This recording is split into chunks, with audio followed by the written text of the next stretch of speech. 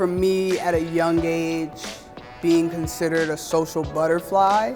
I think that's what my dad called me at one point, and always being that kid who, at parent-teacher conferences, the one thing your teacher always said was that your child is the one that talks too much.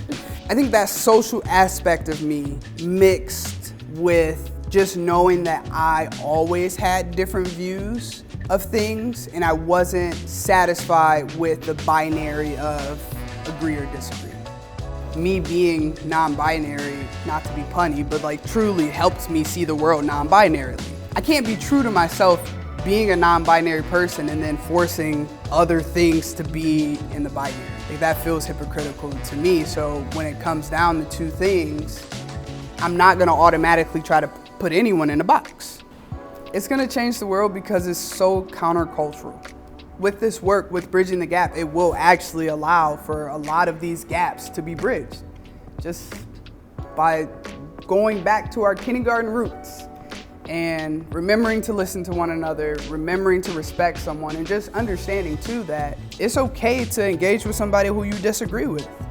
That might even change it in itself. It's just talking to someone you disagree with and not just going back to your echo chamber and talking about the same thing with people who you know all think alike.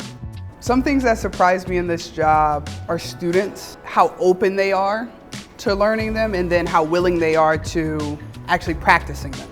The students actually were able to engage with one another and talk to one another using the skills that we had taught them. Not only that, they did us one better, whereas after the class, where I was like, they're never gonna want to talk to each other again after that, they went and had a whole late night conversation about it.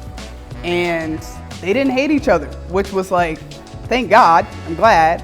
But at the same time too, it was like a testament that these skills actually work. Like, they were able to tackle a really tough topic after our course.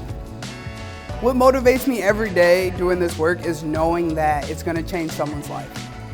Like, I did this program on a whim in 2020, and I had no idea it was gonna have the lasting impact it has had on me 3 years later. I know, and I've seen it with students, that when that thing clicks, that, oh wait, I can actually do something that's not what everyone else is doing. I can be different, I can engage with people. It could change a lot of things. Like, I think about it sometimes. If I would have never done Bridging the Gap, where would I be at? I would not be willing to talk to the random protesters at Pride or the people outside of Planned Parenthood. Like, I don't think I would have had that desire and willingness and confidence to do it. But now it's like, I've started having these like intense, deep conversations. I gotta continue, I gotta keep going. If I'm gonna continue to facilitate these conversations, I have to walk the talk. Like, that means I have to get up and I have to be willing to do the exact same thing I'm gonna ask somebody I'm trying to, equip with the skills to do.